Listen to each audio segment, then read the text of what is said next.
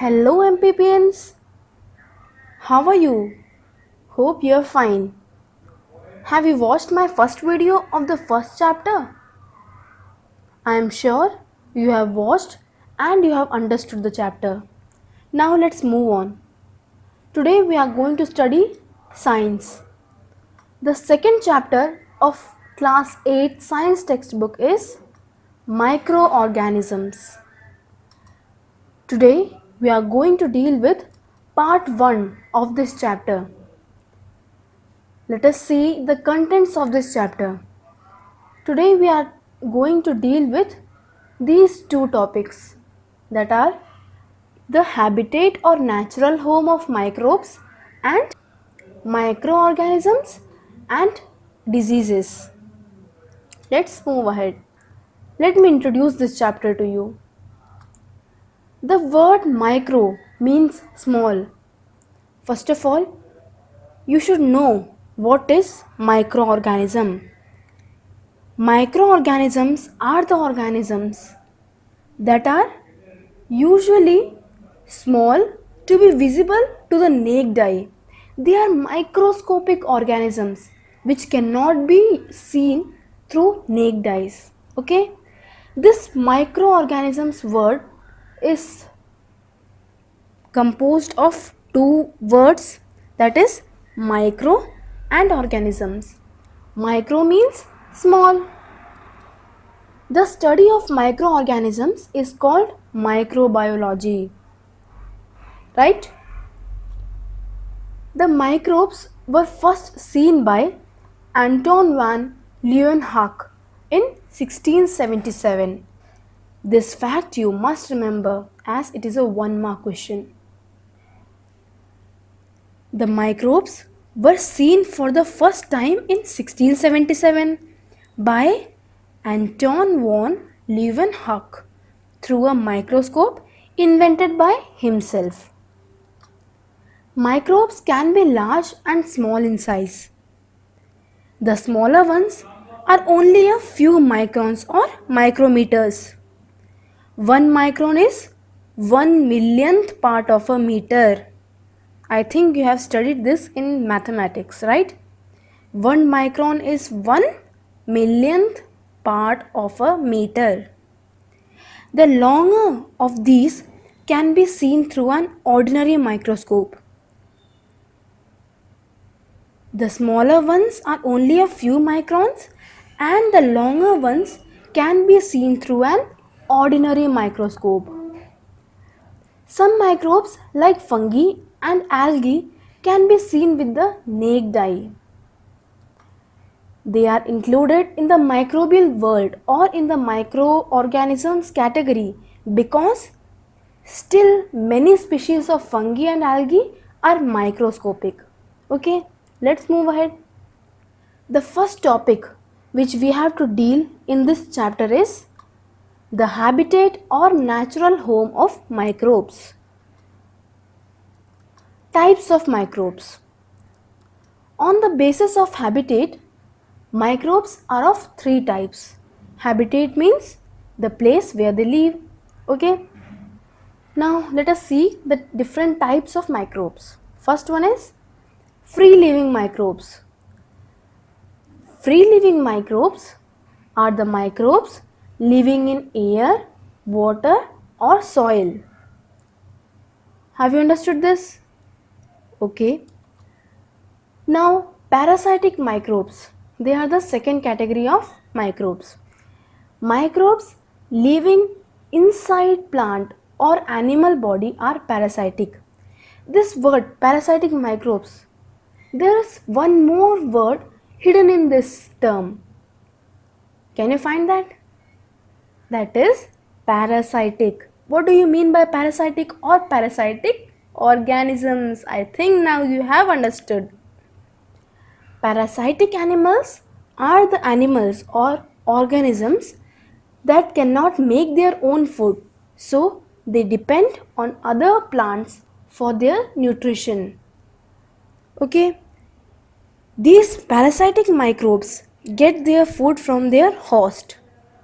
For example, Plasmodium, that is malaria causing Plasmodium, lives on female Anopheles mosquito. Anopheles mosquito means it is a type of mosquito. And blood of man. Malaria causing Plasmodium lives on female Anopheles mosquito and blood of man. Third category is symbiotic microbes. Microbes which live in a mutually benefiting association are called symbiotic microbes. I am sure that you have not understood this line, right? I will tell you, I will make it easy for you. Symbiotic microbes are an association of microbes that are mutually related to each other, or they make an agreement between both of them that they will help the other and the other will help them. Like if fungi and algae makes a symbiotic association, then fungi will help algae and algae will also help fungi. So they are interdependent on each other. They will share whatever they get, right? Clear? For example, lichens. What are lichens? Lichens are the association of algae and fungi. Their body is made up of an algal and a fungal component, both living together in an intimate symbiotic relationship. Okay? Cellulose digesting microbes live in the rumen of ruminating animals. I think you are confused in this. I think you have studied in class 7th about that digestive system in cow. Have you seen the picture of the cow in your textbook? I am sure it will be there, right? In that cow, there was a part known as rumen. Have you recalled? Okay, so the animals that have rumen are known as ruminating animals. So now cellulose digesting microbes live in the rumen of ruminating animals. Ruminating animals include cow, sheep, goat, giraffe, etc. This is called ruminant symbiosis. Okay, now let's move ahead. The habitat of microbes. Now we'll see the habitat of microbes. The soil, water and air around us are all full of living organisms. You have learned from the younger classes or lower classes that we are surrounded with atmosphere or air. Now I am saying that we are surrounded with atmosphere along with microbes, that is microorganisms, right? We encounter them constantly but become aware of their presence only through their action. You have not understood, right? I will make it clear for you with an example. The microbes in the air grow on a piece of moistened bread. See, here is a picture of moistened bread,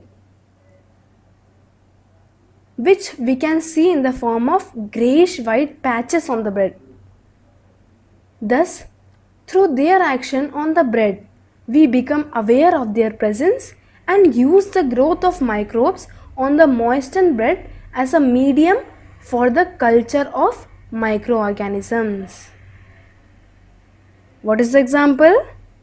The microbes in the air grow on a piece of moistened bread, which we can see in the form of greyish white patches on the bread. Thus, through their action on the bread, we become aware of their presence and use the growth of microbes on the moistened bread as a medium for the culture of microorganisms. Okay, now you have understood. Hence, we can say that we encounter them constantly but become aware of their presence only through their action. Microbes flourish in almost all kind of environment. Microbes flourish in almost all or any kind of environment like hot springs, ice cold water, water with high salt content, sulfur, or organic matter. They flourish in desert soil or marshland by forming a hard outer coat called cyst. Let us have a look on this picture. What is this? It is a cyst. See, microorganisms are bounded in a circular structure. What is that boundary known as? What is that coat known as?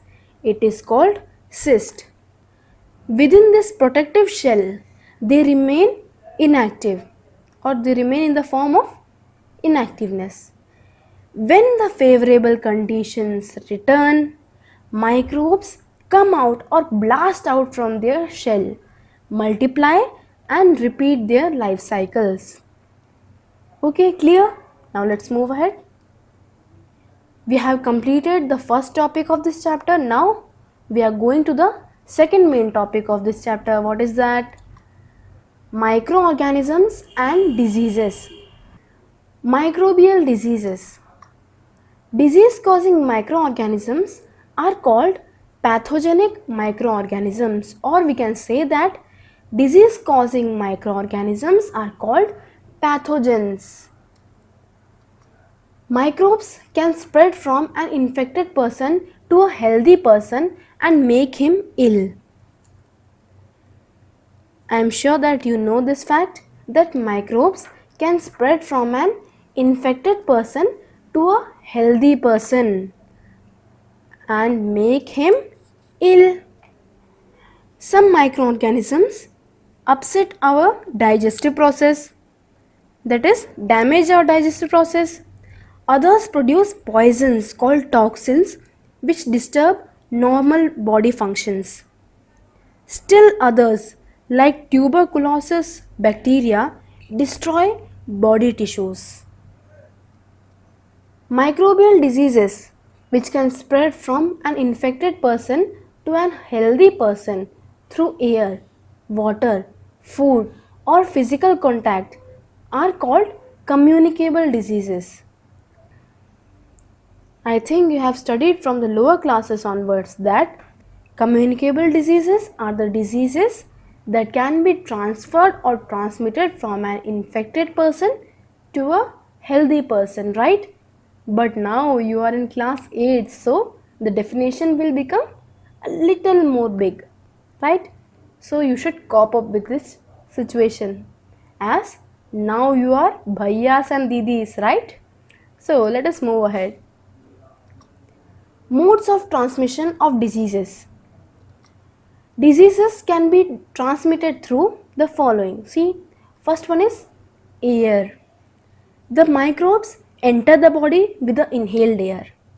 Any person suffering from flu during sneezing sprays droplets of moisture containing thousands of common cold viruses.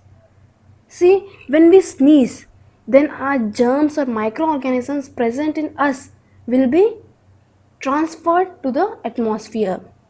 When the moisture evaporates, the microbes cling to dust particles in the air or combine with the dust particles. These enter the body of another person during respiration. Okay, thus he will also get infected.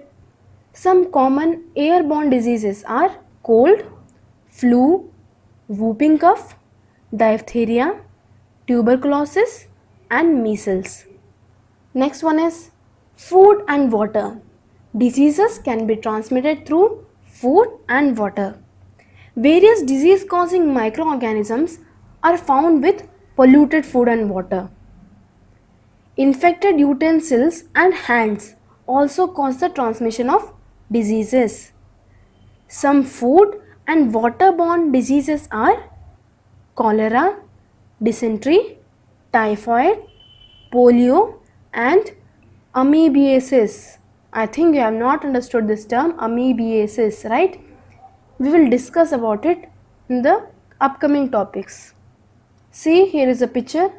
This picture tells us that contaminated food can lead to the transmission of diseases. See, in the fork there are many microorganisms, that is contaminated food which goes inside our body and we get affected. Let us move on to the third point. What is that? Physical contact. Most of the skin and genital diseases spread through contact. Using common towels, handkerchiefs, combs, blankets, clothes, or by giving a shake hand helps the microbe transmission. For example, ringworm, scabies, and conjunctivitis spread through contact. Now let us see the last mode through which diseases can be transmitted. What is that? Carriers or vectors. There are some insects and other animals which carry pathogenic microorganisms that are pathogens. The housefly is the most common carrier. How do they carry diseases from an infected person to healthy person? Microbes from the garbage and animal excrete easily stick to its fine array of body hair, and when it flies, then it gets transferred to food and other articles, right? If a housefly sits on the garbage and the garbage germs stick onto its body hair, whose body hair? Housefly's body hair. Okay, then it goes and stick to any food item, and that food item is consumed by a healthy person, then that healthy person is also transferred into an infected person. Anopheles mosquito carry malaria causing microorganism, that is plasmodium, internally and transmit them through bites. Okay, now we have seen the four main modes of transmission of diseases. First one is air, second one is food and water, third one is physical contact, and the fourth and last one is carriers or vectors. Now let's move ahead. Diseases caused by microbes in humans. Now let us see some common diseases that are caused by microorganisms in humans. See this chart. You can see several human diseases, then their causative microorganism, then modes of transmission, then their preventive measure. First one I will explain to you. A human disease, that is tuberculosis, is caused by a microorganism, that is bacteria, through air, and its preventive measure is keep the patient in complete isolation. Keep the personal belongings to the patient away from those of the others. Vaccination to be given at suitable age. Okay, I am sure that rest of the diseases and its rest of the explanations you can understand by yourself, right? So there is no need to explain much. Let us move to the next topic. It is diseases caused by microbes in plants. Let us have a look on the diseases caused by microbes in plants.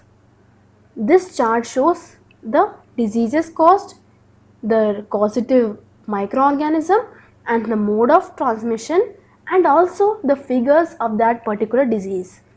First one is citrus canker. It is caused by a microorganism, that is bacteria, through air. See the picture. Second one is rust of wheat. It is caused by fungi through air or seeds. See the picture of rust of wheat. Next one is yellow vein mosaic of bhindi. It is caused by virus through insects. See here, the leaf is completely damaged with the virus. Let's move ahead. Amoebiasis. I told you earlier that amoebiasis is a disease which is transferred through food and water, and I also told you that we will study this topic in the upcoming topics. Now it is the time to study amoebiasis. What is amoebiasis? Amoebiasis is a very common stomach disorder. Okay, here are some information. First one is causative microbe. Amoebiasis is caused by protozoa. So it is a protozoan disease. Second, pathogen. What is a pathogen? It is Entamoeba histolica. So we have understood that it is caused by a protozoan called Entamoeba histolica. Third, transmission. What is the mode of transmission for this disease? It is food and water. Just earlier I have told you. Fourth, symptoms. What are the symptoms? Stomach discomfort, dysentery with mucus and traces of blood. Sometimes it can take days or even months before the symptoms show up in the form of loose motions, alternating with constipation. Next and the last one is its preventive measures. How we can prevent this disease. First one, open defecation should be discouraged. Proper sanitation and personal hygiene should be maintained. A simple step to prevent this disease is all raw materials and fruits should be thoroughly washed before use, as cysts are often picked up from exposed faces by flies and other organisms and deposited on them. See, here's a picture that shows the disease amoebiasis. As I told you earlier, it is a stomach disorder. It is also known as amoebic dysentery. Let's move ahead. Precautions to prevent microbial diseases. What are the precautions to prevent microbial diseases? First one, we should keep the surroundings clean. We should keep the surroundings clean and insects free, right? Second one is no physical contact with the infected person. We should keep away ourselves from the infected person, that is the one who is suffering from a communicable disease. The articles used by a diseased person should not be used by others. Next one is water and milk must be boiled before consumption. Water and milk should be boiled before use to check the growth of microbes. We should not consume uncovered food. We should not use uncovered food which may be communicated by dust, flies, cockroaches, etc. The food should be properly cooked and used when fresh. Extra food should be kept in refrigerator, which prevents for the growth of microbes. Vaccines for the specific disease should be injected. For immunization against the prevalent disease, vaccines specially prepared for the specific disease should be injected. So dear students, you have come to know about the precautions to prevent microbial diseases. So if you notice any microbial disease or a communicable disease in your neighborhood, or either you are suffering from that disease, then you should follow these steps to prevent yourself from the microbial attack. Okay, understood? So we have come to the end of this chapter. Let us now revise once more. What have we learned in this part? These two topics that are marked with black are completed by us in this part. Okay, first one was the habitat or natural home of microbes, in which we studied different types of microbes. There are three types: free living, parasitic and symbiotic, right? Then we saw microorganisms and diseases. We saw two charts: precautions to prevent microbial attack, amoebiasis and many more.